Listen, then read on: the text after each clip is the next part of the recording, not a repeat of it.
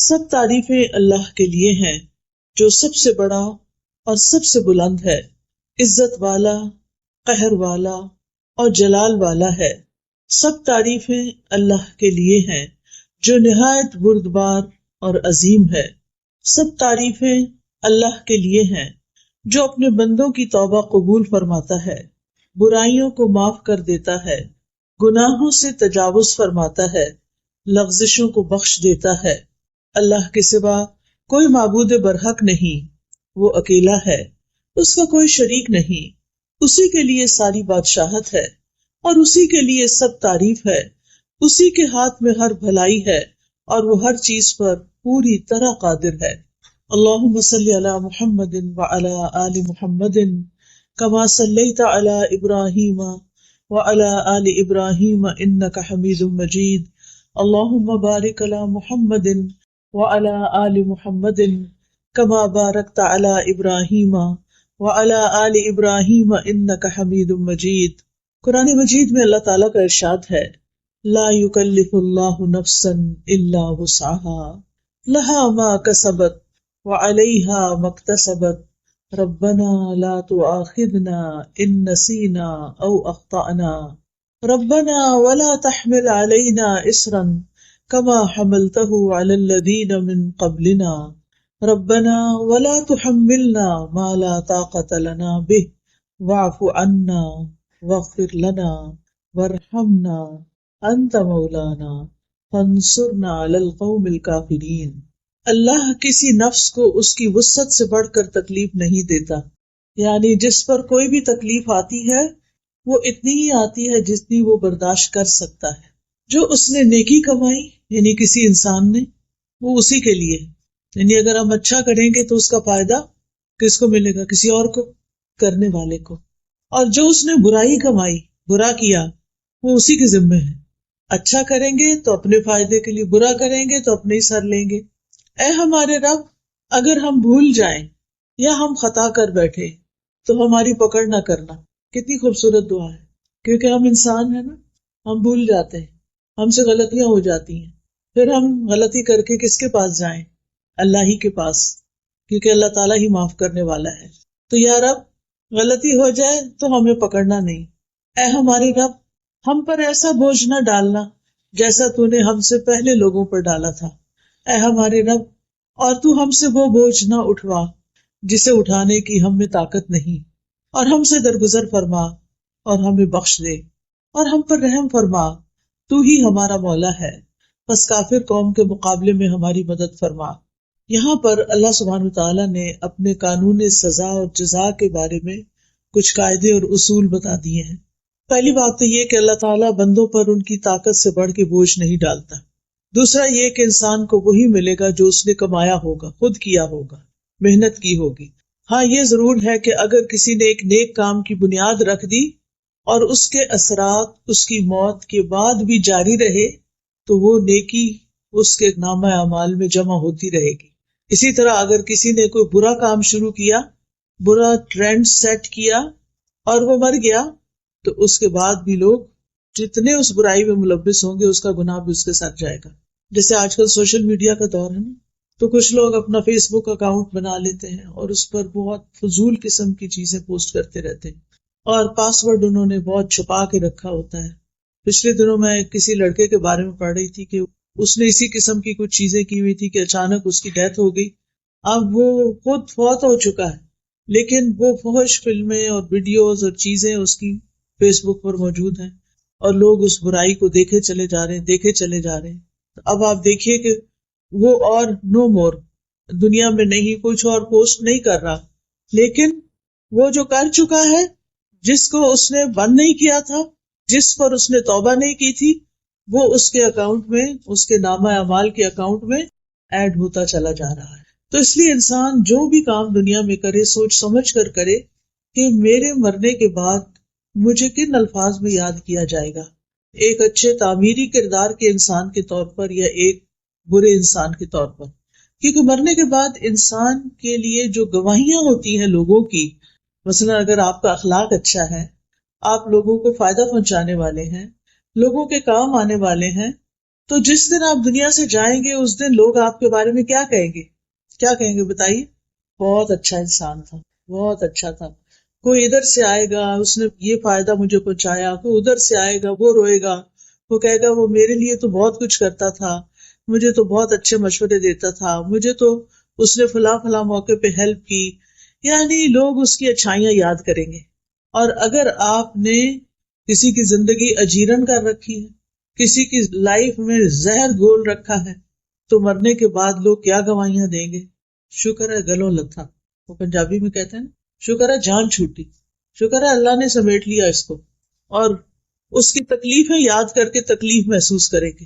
تو یاد رکھیے کہ صرف اتنا ہی کافی نہیں ہے کہ ہم اپنی زندگی میں کچھ اچھا کر لیں تو بس اتنا ہی، یا برا کر لیں تو اتنا ہی رہ جائے گا، وہ ساتھ بھی چلے گا. پھر اسی طرح یہ ہے کہ اگر کسی انسان کی زندگی میں کچھ آزمائشیں ہیں تو ان پر بھی صبر کرنا چاہیے کہ اللہ تعالیٰ کو پتا تھا کہ میں اس کو سنوار سکتی، میں اس کو برداشت کر سکتی. اللہ نے مجھ پر میری وسعت سے بڑھ کے بوجھ نہیں ڈالا، اور اللہ تعالیٰ مجھے اس کا بدلہ ضرور دے گا، وہ اس کے ذریعے مجھے پیوریفائی کر رہا ہے. کسی بھی طرح کی سختیاں حق سے، نیکی کے کام سے، اچھی چیزوں سے ہمیں روکے نہیں. اور اللہ کی ایک سنت رہی ہے، ایک طریقہ رہا ہے، وہ کیا کہ جب بھی کوئی اچھا کام کرے گا تو اس کو باتیں سننی پڑے گی، اس کو مشکلات آئیں گی. اور ایسا کیوں ہوتا ہے؟ یہ اس لیے ہوتا ہے تاکہ اس بندے کا کھرا کھوٹا ہونا جانچ لیا جائے. کیونکہ جو شخص سچا ہوگا، جو سچے دل سے اللہ کی طرف آیا ہوگا، وہ لوگوں کی باتوں سے پیچھے نہیں ہٹے گا. کیونکہ وہ لوگوں کی وجہ سے تو نہیں آیا نا کہ لوگ اچھا کہیں گے تو میں اچھا بنوں گا، لوگ اچھا نہیں کہیں گے تو میں پیچھے ہٹ جاؤں گا.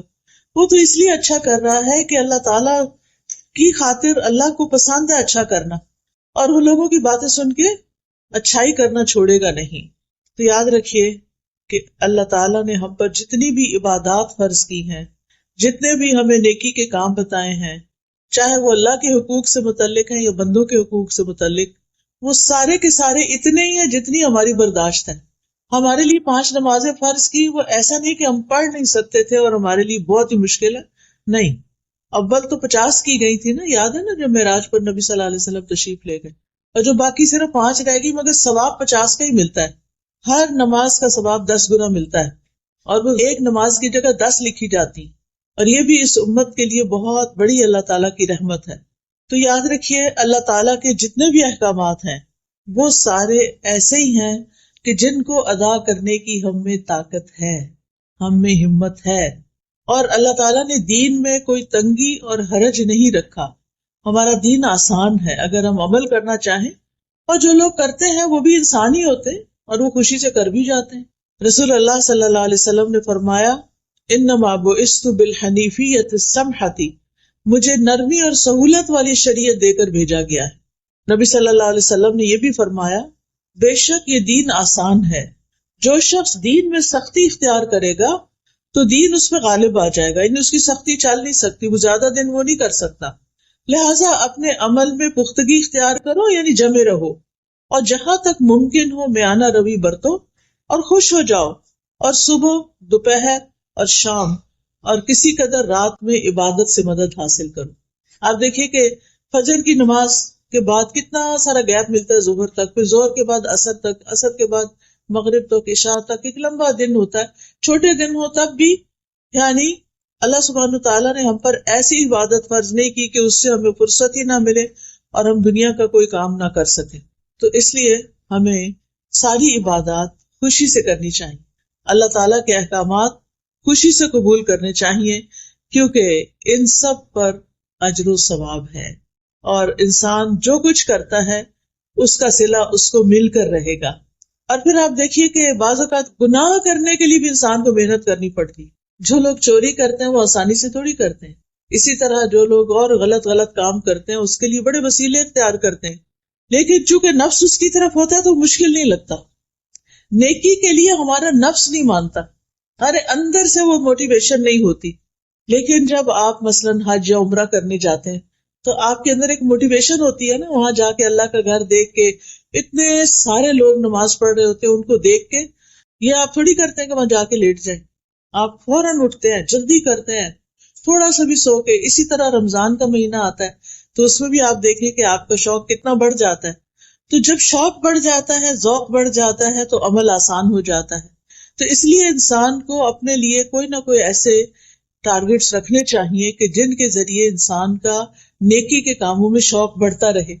ایسے لیکچرز میں جائیں، مساجد میں جائیں، جمعہ خطبہ اٹینڈ کریں، ایسی مجالس اٹینڈ کریں، ایسے ہاسپٹلز میں جائیں جہاں پر بیماروں کو دیکھ کے آپ کا دل پسیجے. کبھی کبھی قبرستان جائیں اور جا کے دیکھیں کہ اس سے پہلے کے لوگ کہاں پڑے ہیں آج، جن کے عالی شان گھر تھے، جن کے پاس جیولری تھی، کپڑے تھے، سب کچھ تھا، لیکن آج وہ زمین کے اندر ہیں.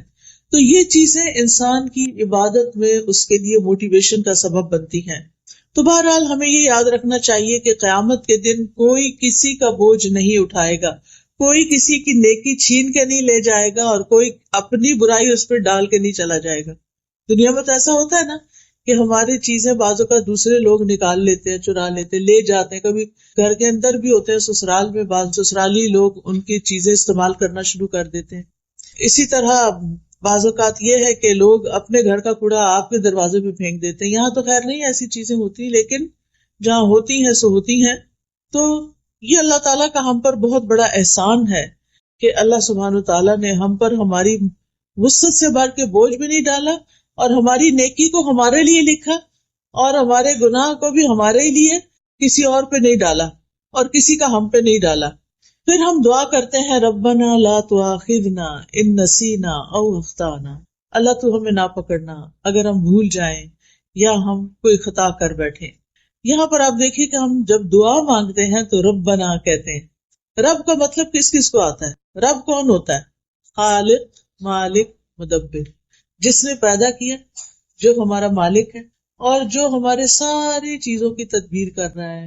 ہم نے کیا کھانا ہے، کیا پینا ہے، کہاں رہنا ہے، یہ ہم تو اب ساتھ ساتھ زندگی میں یہ چیزیں ایکسپیرئنس کر رہے ہیں نا، لیکن اللہ تعالیٰ نے یہ سارا کچھ پہلے سے ہی لکھ کے رکھا ہوا تھا، پہلے سے لکھ کے رکھا ہوا تھا سب کچھ.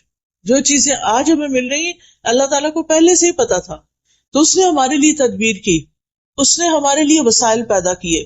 تو انسان اپنے اس رب کو پکار رہا ہے کہ اے رب، تو میرا رب ہے، تو نے مجھے پیدا کیا ہے، تو نے مجھے سب کچھ دیا ہے، اب تو مجھے معاف بھی کر دے. تو نے مجھے رزق دیا، تو نے مجھے اولاد دی، تو نے مجھے گھر بار دیا، تو نے مجھے سب کچھ دیا، لیکن میں نے تیرا حق ادا نہیں کیا، میں نے تیرا حق ادا نہیں کیا. تو نے مجھے نعمتیں دی اور میں نے جواب میں تیری ناشکری کی، تیری نافرمانی کی. کتنی دفعہ ایسا ہوتا ہے نا کہ ہم کسی تفریح پہ جاتے ہیں، کچھ پکنک پہ جاتے ہیں، اور وہاں جا کے نماز پڑھنا ہی بھول جاتے، سیر و تفریح کرتے ہیں، کھاتے پیتے ہیں، انجوائے کرتے ہیں، اور اللہ کو بھول جاتے ہیں. اپنے پیاروں کو تو نہیں بھولا جاتا نا. خوشی کے موقع پر پیارے تو یاد رہتے. آپ کوئی اچھی چیز کھا رہے ہوں تو آپ کے بچے دور ہوں تو آپ کا کیا دل چاہتا ہے؟ مائیں اکثر کیا کہتی ہیں، میرے بیٹے کو یہ پلاؤ بڑا پسند تھا، پتہ نہیں بیچارہ پڑھنے گیا ہوا ہے وہاں کیا کھاتا ہے کیا نہیں کھاتا.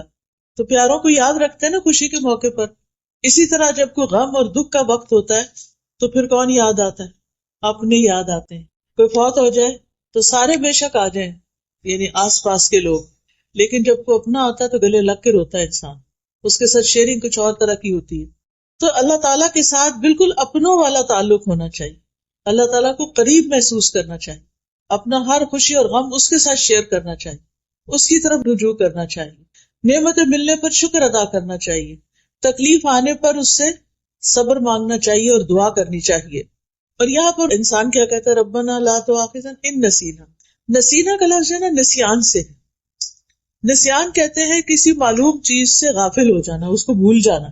چابی رکھ کے کہیں بھول گئے، پتا ہے کہ چابی میری ہے، کون سی ہے، کیسی ہے، لیکن پتہ نہیں چل رہا کہاں رکھ دی ہے. یعنی ایک چیز جس کو انسان جانتا ہو پھر وہ اس کے دماغ سے غائب ہو جائے، تو اس کو ہم بھول جانے کا نام دیتے ہیں. اور خطا جو ہے وہ نافرمانی کرنا ہوتا ہے، مخالفت کرنا. ارادہ نہ بھی ہو تو انسان اس کے اپوزٹ کر جاتا ہے جو اللہ تعالیٰ نے اس کو کرنے کے لیے کہا ہوتا ہے. اسی طرح کسی حکم سے جاہل ہونا، پتہ ہی نہیں کہ وہ کیا کرنا ہے. کیا ہم میں سے ہر ایک کو پورے دین کا پتہ ہے؟ ہم سب کچھ تو نہیں جانتے نا، لیکن ہماری زندگی میں ایسی سچویشنز آتی ہیں کہ ہمیں کرنا کچھ اور چاہیے، ہم کچھ اور کر بیٹھتے ہیں، ہے نا ایسا؟ تو یہ بھی خطا ہوتی ہے. کبھی آپ ڈرائیونگ کرتے ہوئے راستہ بھولے اور آگے جا کے آپ نے کہا یہ تو میرا روز کا راستہ، پتہ نہیں مجھے ہو کیا گیا، میں نے ایگزٹ مس کر دیا. ہوتا ہے نا، جان بوجھ کے کیا ہوتا ہے؟ نہیں. کیوں؟ باتوں میں لگ جاتے ہیں. جب ڈرائیور باتوں میں لگ جاتا ہے تو اکثر رستہ بھول جاتا ہے. یعنی وہ اپنے مقصد سے غافل ہوا، ایک لمحے کے لیے غافل ہوا اور میلوں دور جا پڑا. یہ انسانوں کے ساتھ ہمارا معاملہ ہے، یعنی دنیا میں رہتے ہوئے. تو دین کے معاملے میں بھی ہمارا کچھ ایسا ہی رویہ ہوتا ہے.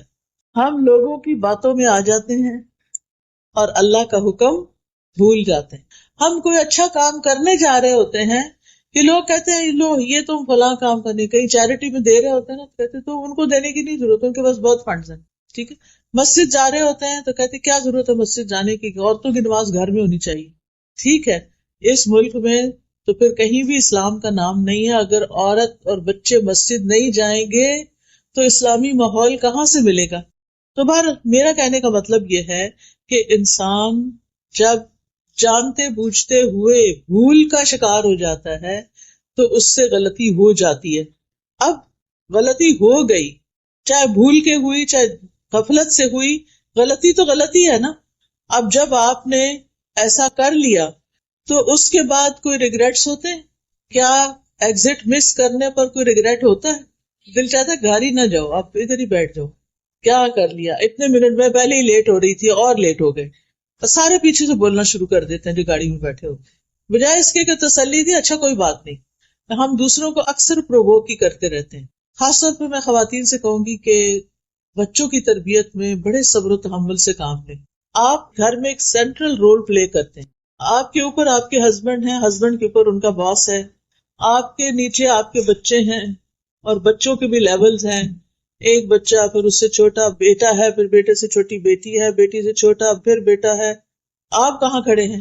بیچ میں کھڑے ہیں نا. اگر آپ اسٹرانگ ہوں گے، آپ کے ریئیکشنز اچھے ہوں گے تو گھر کا ماحول بڑا خوبصورت ہوگا.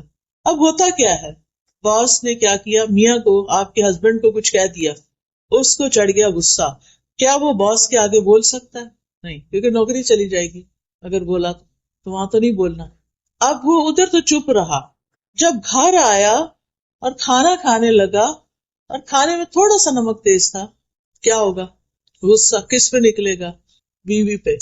اب بیوی کو غصہ آیا ہوا ہے، اب وہ میاں کے آگے بول نہیں رہی کہ میں صبر کر رہی. ٹھیک ہے، کہ ابھی آئے ہیں، تھکے ہوئے آئے ہیں، اب اگر میں نے بولنا شروع کیا کہ میں سارا دن یہ اور یہ کرتی رہی ہوں، اگر تھوڑا سا نمک زیادہ ہو تو کیا ہوا؟ کیونکہ شوہر نے بھی اوور ریئیکٹ کیا. بات اتنی بڑی نہیں تھی، تھوڑا بہت ہوش نہیں تو ہو ہی جاتی، اور کئی دفعہ ایسا ہوا تو کچھ بھی نہیں کہا. آج چونکہ پیچھے سے غصہ لے کے آئے تھے لہٰذا کہیں تو نکالنا تھا. یاد رکھیے، یعنی ہماری ہیومن نیچر یہ ہے کہ ہم جب غصہ کرتے ہیں تو وہ اندر بھر کے رکھتے ہیں، اس کو ختم نہیں کرتے، اسے جانے نہیں دیتے، ریلیز نہیں کرتے. اب کھانے کی میز پہ ماں بھی بیٹھ گئی، بچے بھی بیٹھ گئے. اچھا، بچوں کی عادت یہ ہوتی ہے کہ کھانا کھاتے ہوئے وہ کیا کرتے ہیں، کبھی ہاتھ پاؤں ہلاتے ہیں، کبھی ٹانگیں ہلاتے ہیں، کبھی ایسے میز پہ لیٹ جاتے ہیں، کبھی کچھ کرتے ہیں. اچھا، ماں نے پانی کا گلاس بھر کے رکھا ہوا تھا سائڈ پر، تو بچے نے ایسے ہی کھیل کھیل میں ہاتھ مارا، وہ نیچے جا گرا. اب کیا ہوگا؟ اب ماں کا جو غصہ بھرا ہوا تھا وہ کس پہ نکلے گا؟ بچے پہ. اور تھوڑا سا نکلے گا یا زیادہ نکلے گا؟ ٹھیک ٹھاک نکلے گا. اچھا، اب بچہ وہاں سے اٹھ کے چلا جائے گا، جا کے صوفے پہ بیٹھ کے اپنا موبائل نکالے گا اور کچھ کھیل کھیلنے لگے گا. اتنے میں جو چھوٹی بہن تھی وہ کسی چیز سے کھیل رہی تھی، وہ لگا آ کے اس بچے کو. اب وہ بچہ کیا کرے گا؟